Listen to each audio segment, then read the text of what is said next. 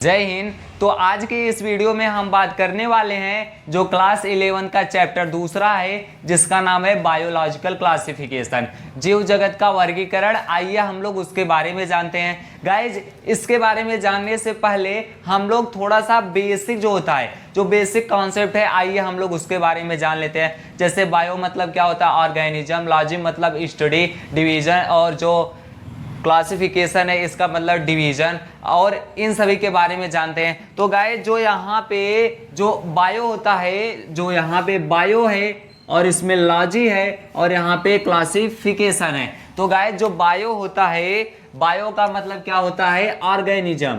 Organism मतलब जीव या सजीव। जो बायो का मतलब होता है वह होता है ऑर्गेनिज्म। जो लॉजी का मतलब होता है वह होता है स्टडी। जो लॉजी का मतलब होता है वह होता है स्टडी, और क्लासिफिकेशन का मतलब क्या होता है, डिवीजन।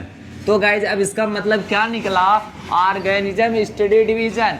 ऑर्गेनिज्म मतलब सजीव, स्टडी मतलब उसका अध्ययन करना। सजीवों के अध्ययन में जो डिवीजन होता है, वर्गीकरण, मतलब सजीवों के वर्गीकरण का अध्ययन करना क्या कहलाता है, बायोलॉजिफिकेशन। सजीवों के जीवों का वर्गीकरण करना जीव जगत का वर्गीकरण कहलाता है। तो गाइज, अब तो ये हम लोग जान गए बायो मतलब क्या होता है, ऑर्गेनिज्म, लॉजी मतलब स्टडी होता है, और क्लासिफिकेशन मतलब डिवीजन होता है। तो अब आइए, जैसे हम लोग थोड़ा सा साइंटिफिक दुनिया की तरफ चलते हैं। जैसे हम लोगों को जो ग्रामेटिकल में जो कोशिका को कहा जाता है, ग्रामेटिकल लैंग्वेज में कोशिका को क्या कहा जाता है, सेल।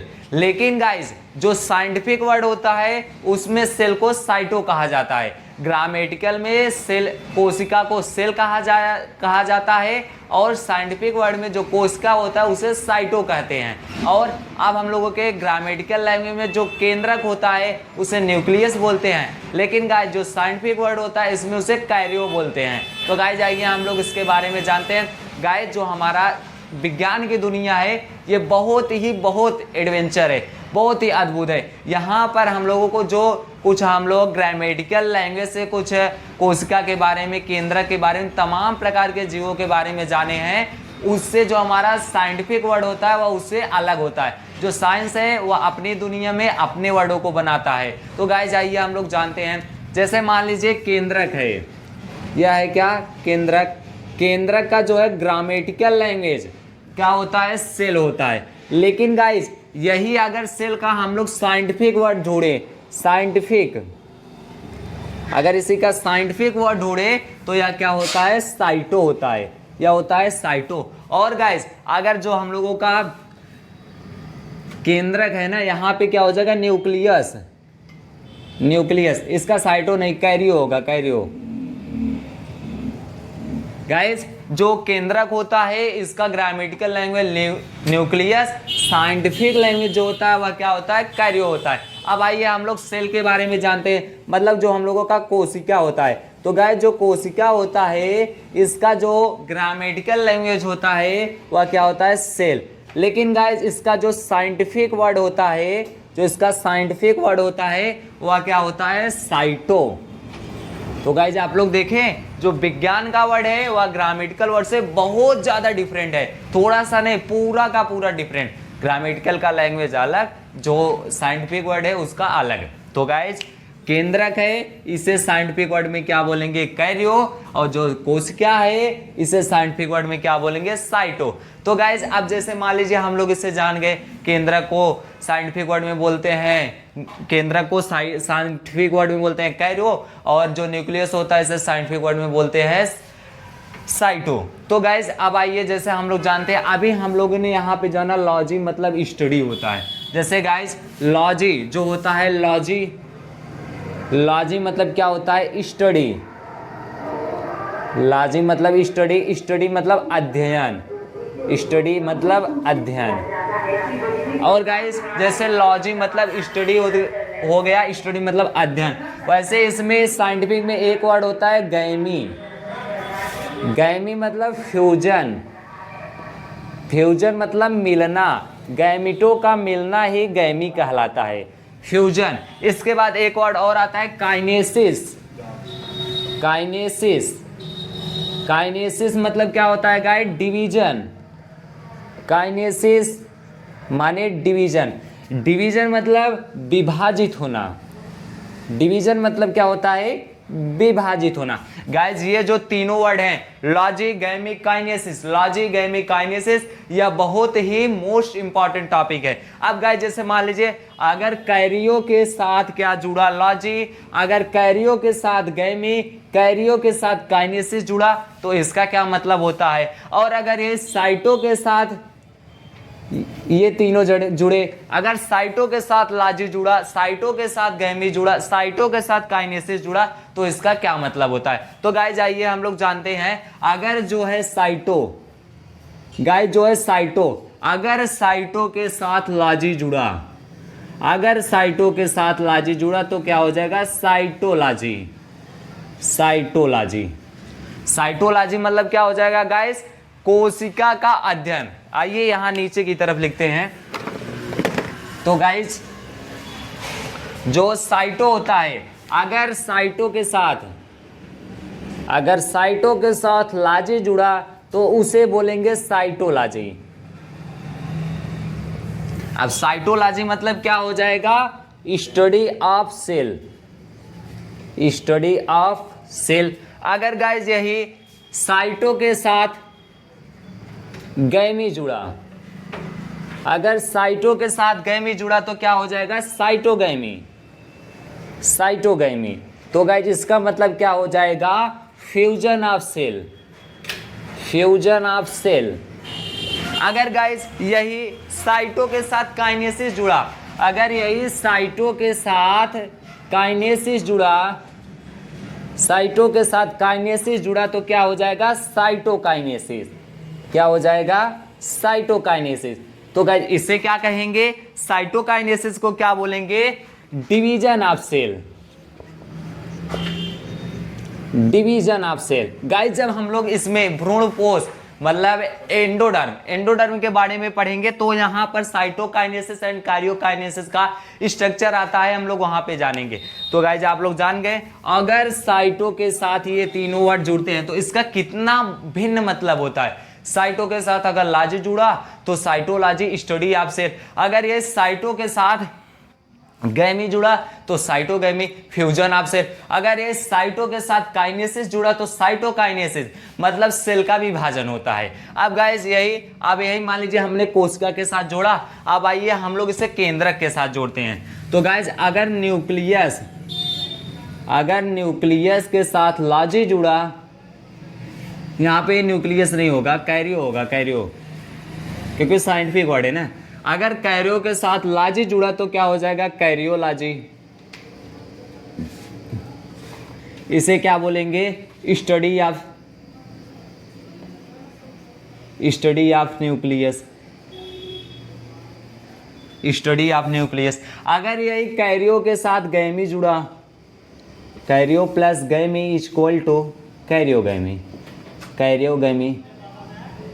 तो गाइज इसे क्या बोलेंगे, कैरियो के साथ अगर गैमी जुड़ा तो फ्यूजन ऑफ न्यूक्लियस। इसे क्या बोलेंगे, fusion of nucleus, fusion of nucleus. अगर यही कैरियो के साथ अंत में काइनेसिस जुड़ गया, कैरियो के साथ अंत में क्या जुड़ गया, काइनेसिस जुड़ गया, तो इसे क्या बोलेंगे, कैरियोकाइनेसिस, कैरियोकाइनेसिस। तो गाइस कैरियोकाइनेसिस मतलब क्या हो गया, division of nucleus, division of nucleus, division of nucleus. तो गाइज यह हम लोगों का कुछ सम बेसिक कॉन्सेप्ट था। सम बेसिक कॉन्सेप्ट में जो केंद्रक होता है उसे ग्रामेटिकल वर्ड में न्यूक्लियस बोलते हैं, और जो साइंटिफिक वर्ड में क्या बोलते हैं, कैरियो बोलते हैं। और यही जो कोशिका होता है इसे ग्रामेटिकल वर्ड में सेल, साइंटिफिक वर्ड में साइटो बोलते हैं। अब इसमें कुछ 3 प्रकार के वर्ड आते हैं, जैसे आता है लॉजी, आता है लॉजी के बाद आता है गैमी, आता है गैमी के बाद काइनेसिस आता है। अब जो लॉजी होता है, लॉजी का मतलब स्टडी, गैमी का मतलब फ्यूजन, काइनेसिस का मतलब डिवीजन। अगर यही तीनों इन सभी के साथ जुड़ेंगे तो इसका ये मतलब होता है। तो गाइज अगर आप लोग स्क्रीनशॉट लेना चाहते हैं तो ले लीजिए। तो गाइज अब जो है मान लीजिए हमने कुछ बेसिक कॉन्सेप्ट के बारे में जाना, कुछ बेसिक के बारे में जाना, तो अब हम लोग क्या जानेंगे, जैसे बायोलॉजिकल क्लासिफिकेशन, इसका मतलब क्या हो जाएगा, सजीव जीवों का वर्गीकरण या सजीव जगत, का वर्गीकरण। अब गाइस इसका मतलब क्या है, मान लीजिए हमें सजीवों को अलग करने की या सजीवों को अलग अलग पंक्ति में रखने की, अलग अलग जगत में रखने की आवश्यकता क्यों पड़ी। गाइस आप लोग सोचिए, जो सजीव हैं इनका जो विभाजन है, इनको जो क्लासिफिकेशन किया जा रहा है, ये आज से नहीं हमारे पूर्वज ही करते चले आ रहे हैं। जब हमारे पूर्वज जैसे बंदर थे, पहले बंदर से थोड़ा सा मानव मस्तिष्क का विकास हुआ, जिसके कारण मानव सभ्यता आई। तो मानव सभ्यता आने के दौरान ही हमारे पूर्वज लोग ही जीवों का वर्गीकरण करना आरंभ कर दिए थे, क्योंकि ये उन्होंने जैसे रोटी कपड़ा मकान के लिए उन्होंने जीवों का डिवीजन शुरू किया। जैसे गाइस मान लीजिए जीवों का बहुत पहले से वर्गीकरण आरंभ हुआ, बहुत पहले से वर्गीकरण आरंभ हुआ और इसे कौन करते आए थे, हमारे पूर्वज लोग। अब यहाँ पे सजीव जगत का वर्गीकरण बहुत पहले से प्रारंभ हुआ और किसके आधार पर हुआ, तो वह क्या था, रोटी कपड़ा मकान। रोटी कपड़ा मकान, रोटी मतलब ब्रेड, ब्रेड मतलब फूड हो जाएगा, कपड़ा मतलब क्लॉथ हो जाएगा, मकान में क्या करेंगे, रहेंगे, तो इसलिए यहाँ पे क्या हो जाएगा, शेल्टर हो जाएगा।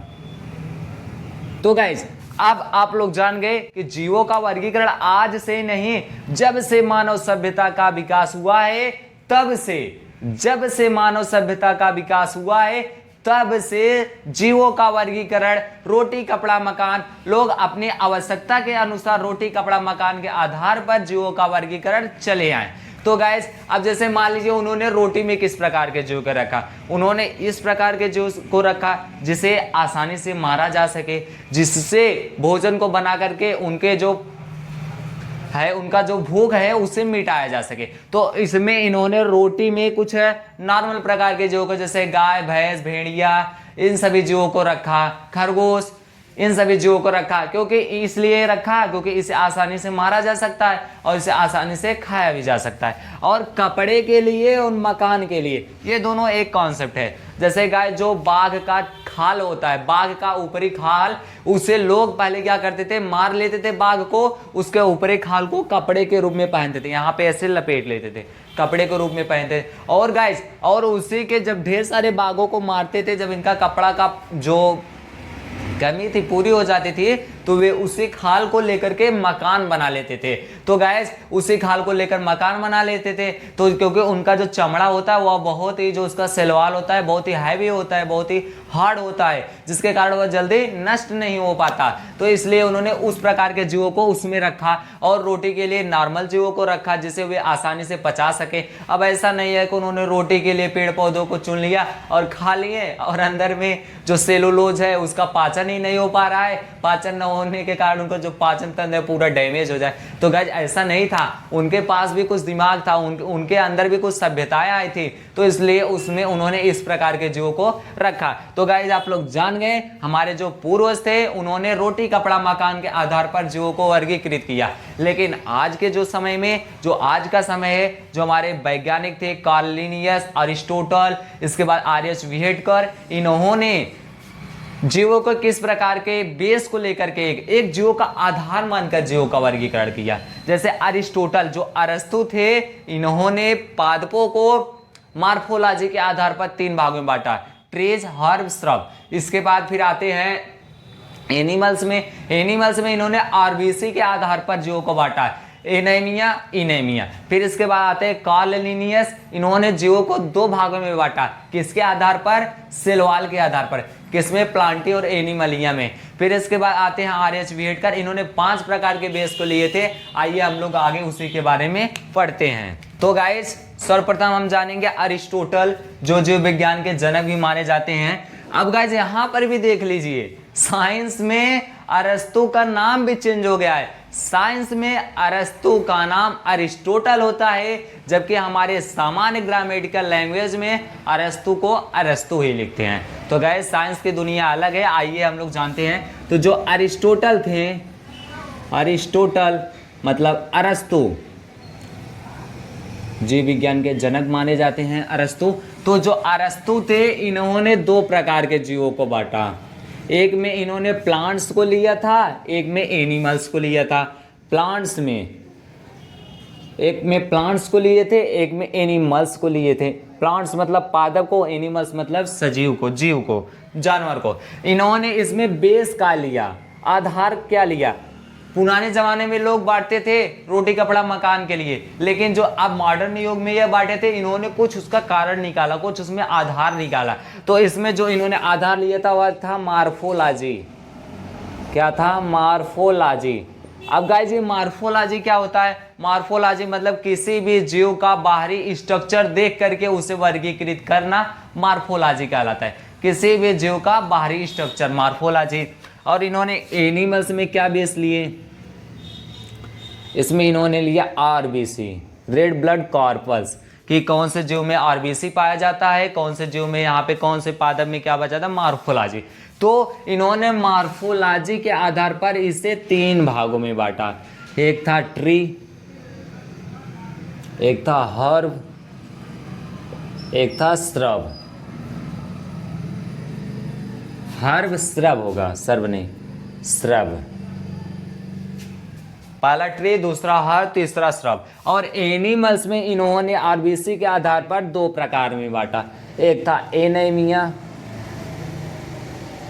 एनीमिया, दूसरा था इनेमिया। पहला था एनीमिया, दूसरा था इनेमिया। तो गाइस अब इसमें मान लीजिए अरिस्टोटल आए, इन्होंने सजीवों को 2 भाग में बांटा, एक में प्लांट को रखा, एक में एनिमल्स को रखा।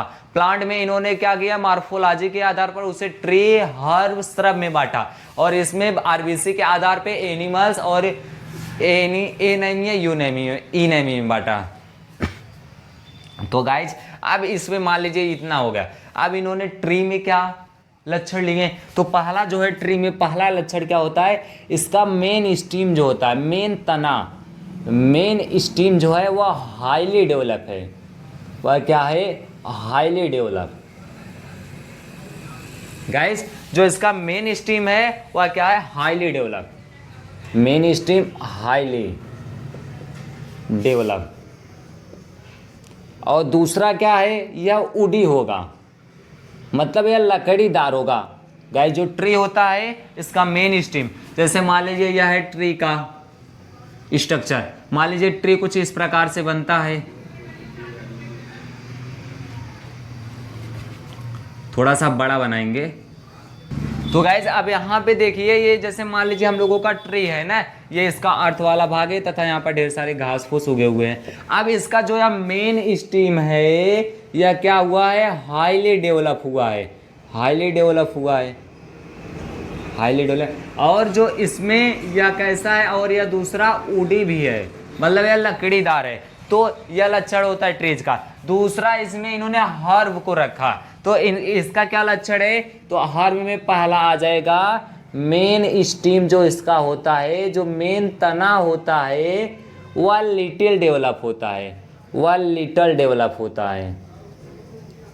और दूसरा यह भी उडी होता है, लकड़ीदार होता है। और इसमें जो होता है ब्रांचेस मोर पाई जाती हैं, मतलब जो होते हैं ब्रांचेस मतलब जो शाखाएं होती हैं वह बहुत ही ज़्यादा पाई जाती हैं। अब जैसे गाइस मान लीजिए हर्ब में जो है, हर्ब जैसे मान लीजिए हर्ब का है, हर्ब में जैसे एग्जांपल इसका मान लीजिए, इसमें जैसे आम, पीपल, महुआ, तमाम प्रकार के पादप पेड़ पौधे आ जाएंगे। लेकिन इसमें जैसे जो है करौदे का पौधा, जो झाड़ी होता है वह सब आ जाएगा। जैसे मान लीजिए करौदे का पौधा ये हुआ है, इसका मेन स्टेम लिटिल डेवलप, लेकिन यहाँ से ढेर सारी ब्रांचेस लाई का गुंबद नुमा के आकार, ढेर सारी ब्रांचेस फैली रहती हैं। तो इसमें क्या होता है? यह इसका main stream guys little develop है, लेकिन इसका मेन स्ट्रीम हाईली डेवलप है, इसका मेन स्ट्रीम लिटिल डेवलप है। और यह उडी भी होगा और इसमें ब्रांचेस भी होगी, इसमें भी उडी और ब्रांचेस होगी। अब इसके बाद इसमें तीसरा है, गाइस इसमें अब जो तीसरा है स्रब में, तो इसका जो मेन स्ट्रीम है वह know develop, main stream know develop, और दूसरा या नॉन वुडी होगा, मतलब इसमें लकड़ी नहीं पाई जाएगी, नॉन वुडी।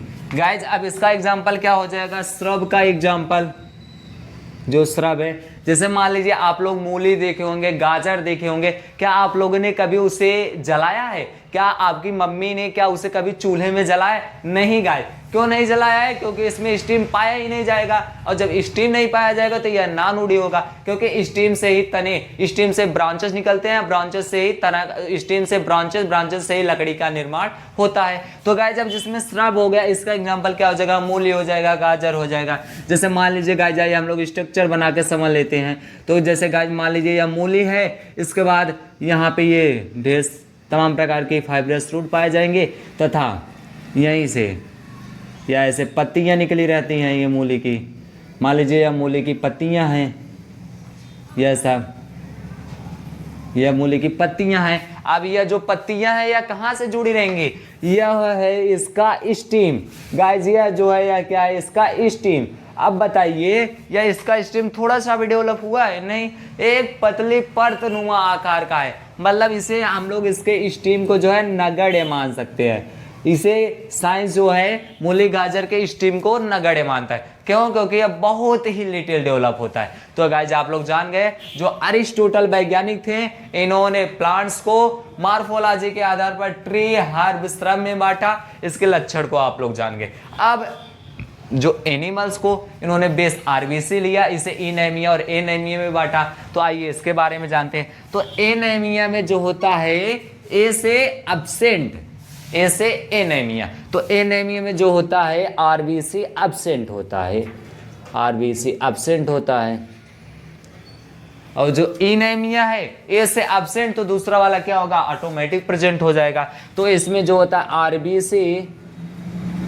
आरबीसी इसमें क्या होता है, प्रेजेंट, और इसमें आरबीसी एब्सेंट। अब आरबीसी किसमें एब्सेंट रहेगा, एल्गी हो जाएगा, अमीबा हो जाएगा, पैरामीशियम हो जाएगा। और एनीमिया जिसमें आरबीसी प्रेजेंट रहेगा, मनुष्य होगा, मतलब कार्डेटा, हेमिकार्डेटा, चौपाई, ये सब इसमें आ जाएंगे। तो गाइज आप लोग जान गए, जो अरिस्टोटल वैज्ञानिक थे, इन्होंने जीवों को और एनिमलों को, मतलब जीवों को और पौधों को दो भागों में बांटा। जीवों में बेस मॉर्फोलॉजी लिए थे और इसमें बेस आरबीसी लिए थे। मॉर्फोलॉजी के आधार पर इसे तीन भागों में बांटे, ट्री, हर्ब, श्रब, और इसे एनीमिया और इनेमिया में बांटे।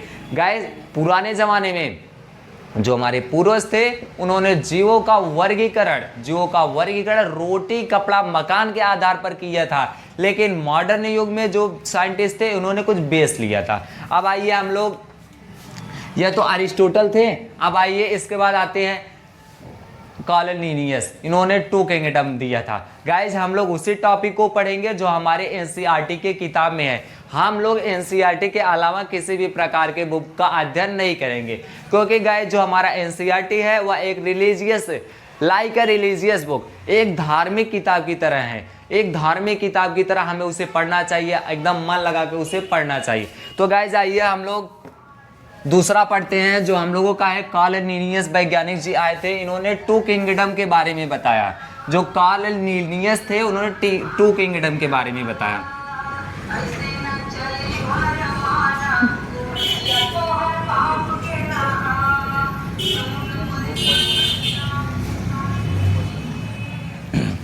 तो गाइस जो टू किंगडम है, अब आइए हम लोग उसके बारे में जानते हैं। पहला वाला जो अरिस्टोटल थे, अरस्तु थे, उन्होंने वन किंगडम के बारे में बताया था। अब जो टू किंगडम है, आइए उसके बारे में जानते हैं। गाइस जो टू किंगडम क्लासिफिकेशन दिए थे, इसे कौन दिए थे, लिनियस नामक वैज्ञानिक। और गाइस इन्होंने क्या बेस लिया था, तो इसमें इन्होंने बेस लिया था सेल वॉल। क्या लिए थे, सेल वॉल। सेल वॉल का हिंदी क्या होता है, कोशिका भित्ति। सेल वॉल का हिंदी क्या होता है, कोशिका भित्ति। गाइस जो लिनियस थे, इन्होंने बेस क्या लिया, सेल वॉल। सेल वॉल का हिंदी कोशिका भित्ति। गाइस मैं आपको बार बार बता रहा हूं, जो पुराने समय के पूर्वज थे, उन्होंने जीवों का वर्गीकरण रोटी कपड़ा मकान, रोटी कपड़ा मकान, फूड शेल्टर एंड क्लॉथ के लिए किए थे। लेकिन जो मॉडर्न युग के साइंटिस्ट थे, इन्होंने कुछ कारण, कुछ उसके आधार को लिया, जिसके आधार के लेने के पश्चात इन्होंने उसका वर्गीकरण किया। तो गाइस जब आइए हम लोग जानते हैं, लिनियस नामक वैज्ञानिक, इन्होंने बेस लिया, सेल वाल लिया, सेल वाल के आधार पर इन्होंने किस प्रकार के पादप को बांटा। तो इन्होंने 2 किंगडम को बांटा, किसके आधार पर, सेल वाल के आधार पर। पहला कौन था, पहला था प्लांटी, दूसरा था एनिमलिया। पहला था प्लांटी और दूसरा था एनिमलिया। अब गाइस प्लांटी में किस प्रकार के आते हैं, तो प्लांटी में आ जाएंगे।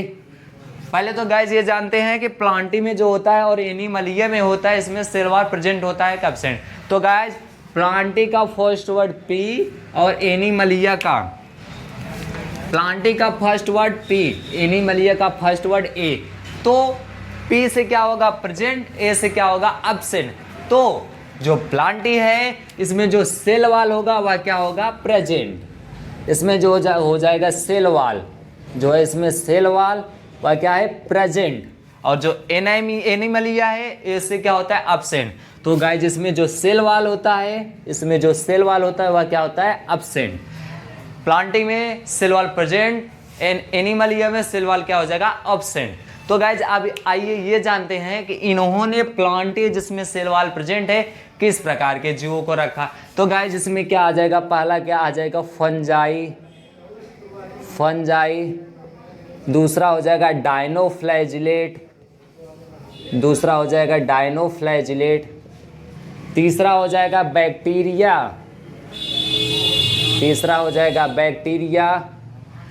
Fungi, dinoflagellate, bacteria, chrysophyte.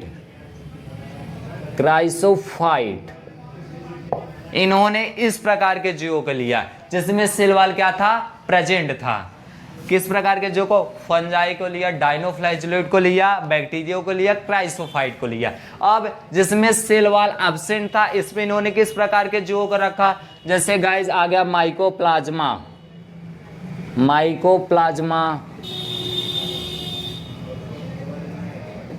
इसके बाद क्या आ जाएगा, अमीबा नहीं, अमीबॉइड। इसके बाद क्या आ जाएगा, यूग्लिनाइड। तो गाइस जिसमें सेल वाल एब्सेंट था, इसमें क्या था, माइकोप्लाज्मा था, अमीबाइड था, यूग्लिनाइड था। और जिसमें सेल वाल प्रेजेंट था, इसमें क्या था, फंजाई था, डायनोफ्लैजिलेट था, बैक्टीरिया था, क्राइसोफाइट था, और गाइस एल्गी भी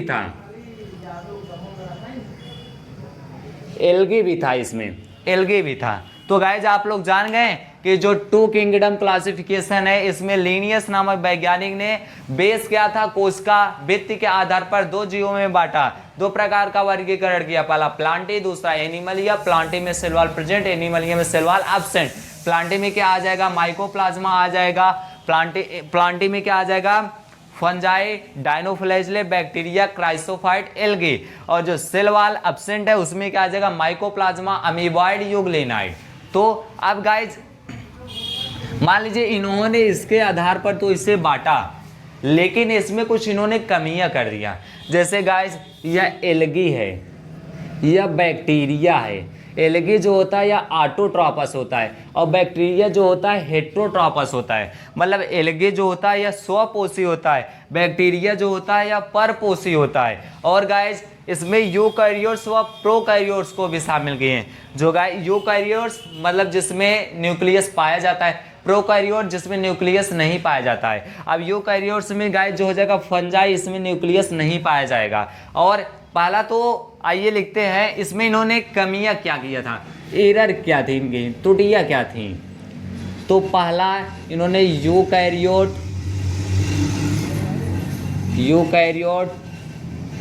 एंड प्रोकैरियोट को अलग नहीं किया। दूसरा मल्टीसेलुलर,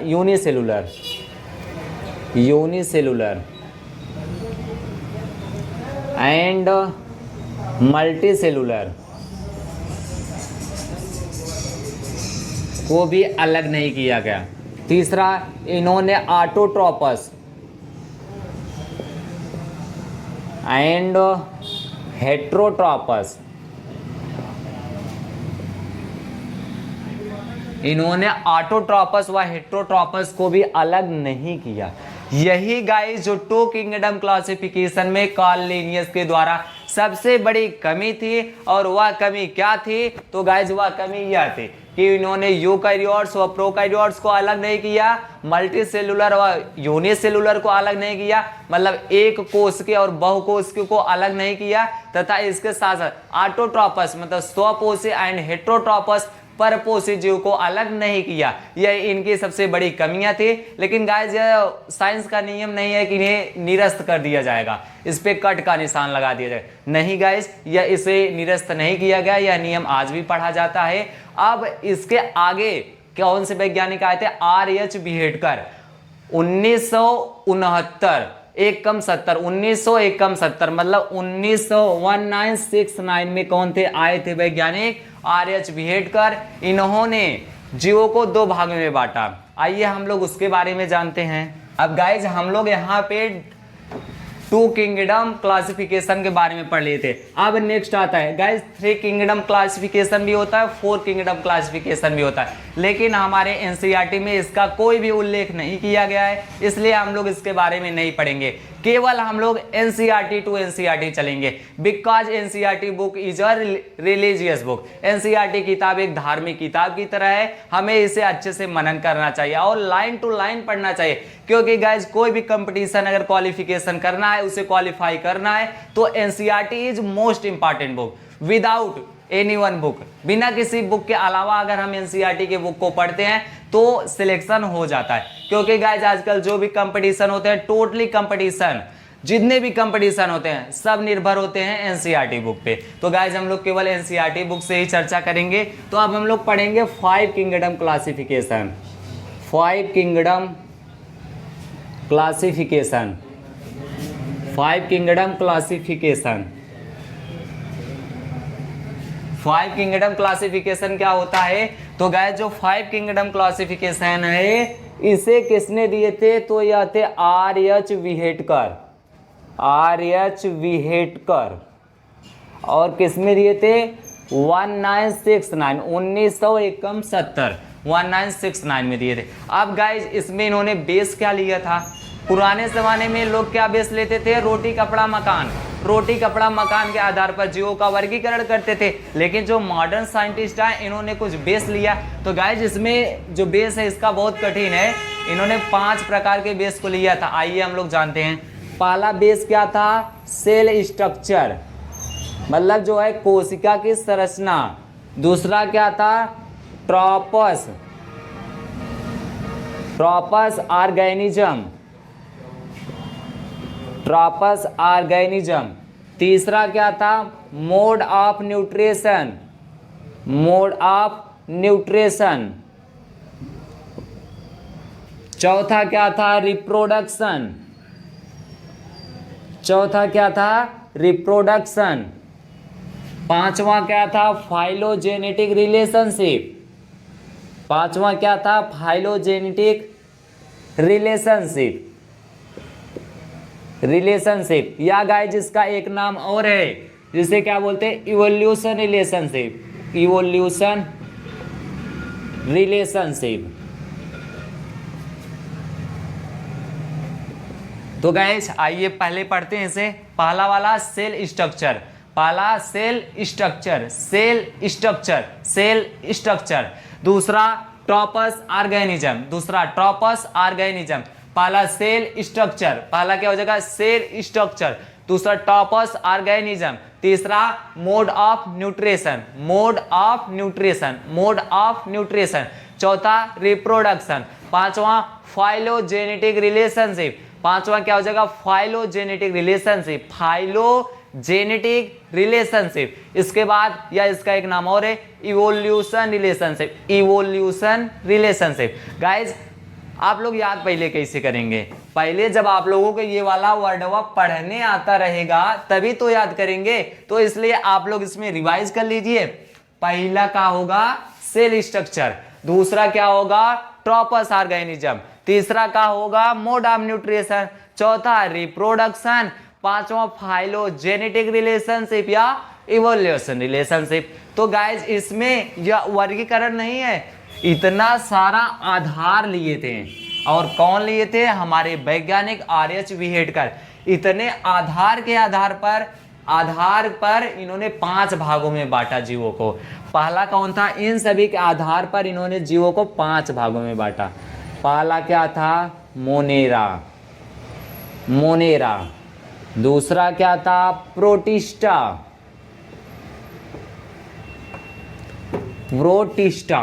तीसरा क्या था, फंजाई।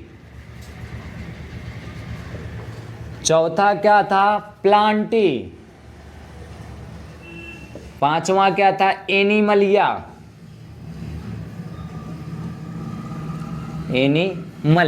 तो गाइज इसके आधार पर इन्होंने इसे 5 भागों में बांटा।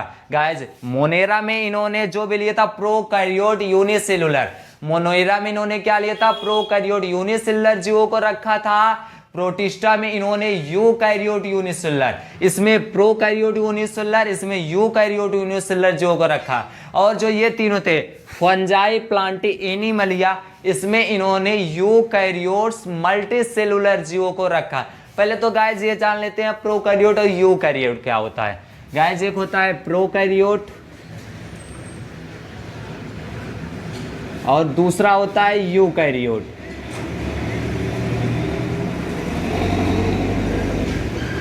तो गाइज प्रोकैरियोट में क्या होता है, जो न्यूक्लियस होता है वह क्या होता है, एब्सेंट। और यूकैरियोट में जो होता है न्यूक्लियस होता है वह क्या होता है, प्रेजेंट। अब गाइज इसमें किस प्रकार के जीव आएंगे, तो इसमें आ जाएगा बैक्टीरिया, इसके बाद आ जाएगा, बैक्टीरिया के बाद आ जाएगा dinoflagellate,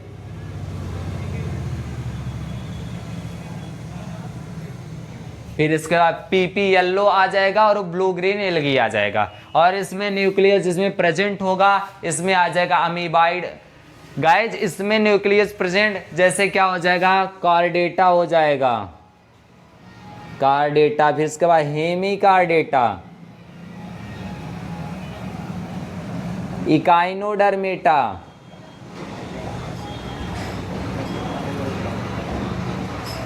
ETC types, Echinodermata, Hemichordata, Chordata, इन सभी प्रकार के जीवों को यूकैरियोट्स कहा जाता है। बिकॉज इन दिस ऑर्गेनिज्म, इस प्रकार के सजीवों में न्यूक्लियस प्रेजेंट होता है। और in this organism nucleus are absent, तो इसलिए इसे प्रोकैरियोट्स और यूकैरियोट्स बोलते हैं। तो गाइज आप लोग समझ गए। आशा करते हैं कि आज का वीडियो आप लोगों को टोटली समझ में आया होगा। तो गाइज आज का वीडियो बस यहीं तक, मिलते हैं आपसे नेक्स्ट वीडियो में, तब तक के लिए जय भारत।